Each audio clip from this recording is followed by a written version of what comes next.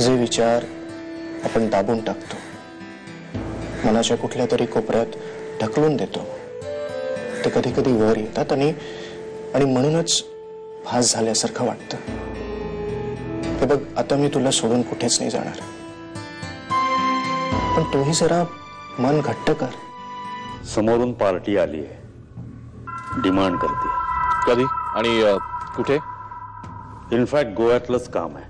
मी बघतो, मी मॅनेज करीन. वंडरफुल. म्हणून मला तू आवडतोस मंगेश.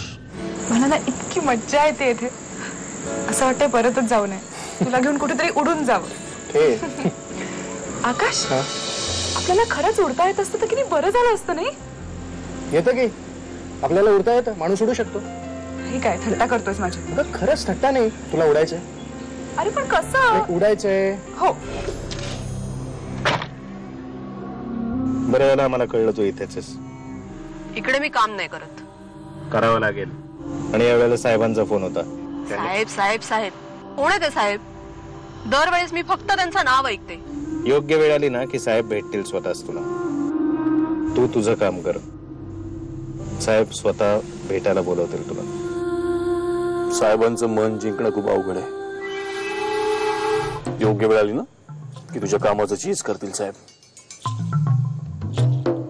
डगरे,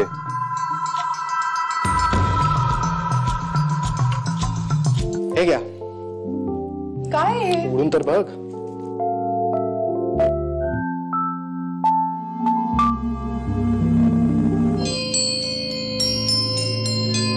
तू अजून तयार नाही झालीस?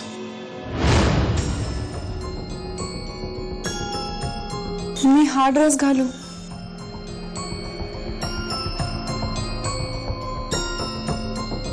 मी असं काही कधीच घातलं नाहीये. म्हणजे ह्याच्यापेक्षा जरा जास्त अंग झाकणार काही नसेल का? हा ड्रेस बघून मला आनंद होईल म्हणूनच आणलास तू हा ड्रेस.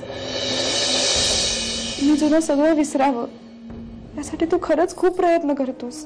हा ड्रेस घालून तू सुंदर दिसशील म्हणून मी हा आणला, पण त्यांना दुःखच होणार असेल तर नको घालूस. मी लगेच ठेवतो.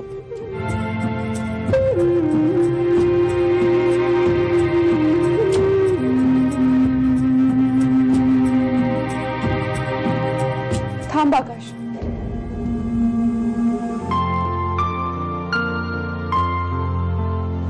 तू म्हणतोस ते बरोबर आहे. मी घालते हा ड्रेस.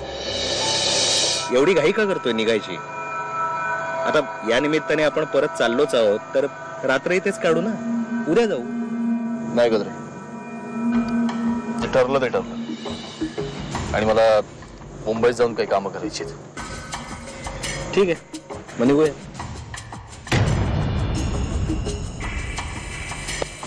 मी चालतो. अरे तू काय घातलंयस याकडे कोणाचंही लक्ष जाणार नाही. तुझ्यामुळे या ड्रेसच्या सौंदर्यात भर पडली आहे. आपल्याला एका ठिकाणी जायचंय. कुठे? चल. ठीक आहे, मी पटकन चेंज करून येते. चेंज कशाला? अशीच चल, चांगली दिसतेस. अशी? मी माझा मोबाईल विसरले रूम मध्ये. ठीक आहे, राहू दे ना, काही हरकत नाही. नाही, कोणी रूम मध्ये घेऊन गेलं तर मी जाऊन घेऊन येते. म्हणू तू इथेच थांब, मी जाऊन घेऊन येतो. ओके?